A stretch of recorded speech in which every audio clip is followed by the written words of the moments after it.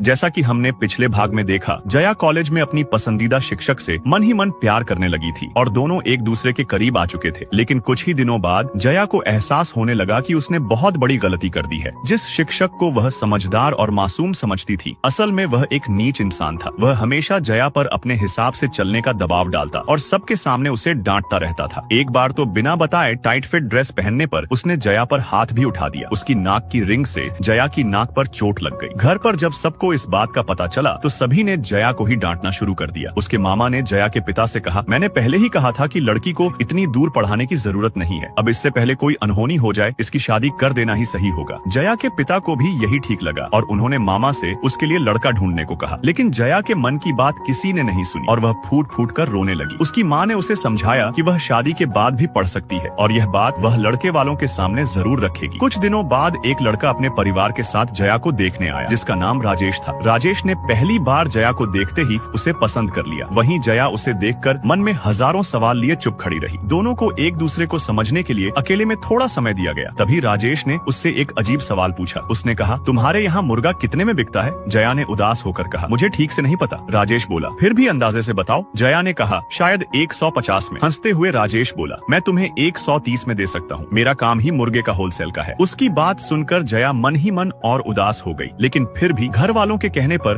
वह शादी के लिए राजी हो गई। बड़े आयोजन के साथ घर वालों ने जया की शादी राजेश से करवा दी। शादी के बाद जब जया आखिरी बार अपने मामा से मिलने गई तो उसने देखा कि उसके मामा बच्चे की तरह रोने का नाटक कर रहे हैं। जया मन ही मन उसे गालियां देने लगी। फिर वह वहाँ से चुपचाप बाहर की ओर जाने लगी। बाहर भी उसने देखा कि उसकी मर्जी के बिना शादी करवाने वाले लोग उसकी विदाई पर ऐसे रो रहे थे मानो उसकी विदाई नहीं अर्थी उठ रही हो। सबकी रोने की आवाज सुनकर कैमरा वाला भी रो पड़ा था। लेकिन जया बिना एक शब्द कहे अपनी विदाई की तैयारी करने लगी और बिल्कुल शांत होकर अपने नए घर की ओर चल पड़ी। उसे लग रहा था कि शायद उसका नया घर उसके सारे सपनों को पूरा करने में मदद करेगा। इसी उम्मीद के साथ उसने अपने नए घर में पहला कदम रखा। लेकिन अंदर जाते ही उसके सारे सपने टूटने वाले थे। जब वह दिया टेबल पर रखने गई तो उसने देखा कि टेबल का कांच टूटा हुआ है। फिर जैसे ही वह अपने कमरे की ओर बढ़ी, उसे टीवी का रिमोट दिखाई दिया जो रबर से बंधा हुआ था। अलमारी से लेकर कुर्सियों के पैरों तक घर की लगभग हर चीज रिपेयर की हुई थी। उसकी सास ने पूछा, घर कैसा है बेटी? जया ने बिना कुछ कहे बस सिर हिलाकर कहा, अच्छा है। लेकिन जया को यह नहीं पता था कि अब उसकी जिंदगी में क्या होने वाला है। अगले भाग के लिए नीचे कमेंट करें।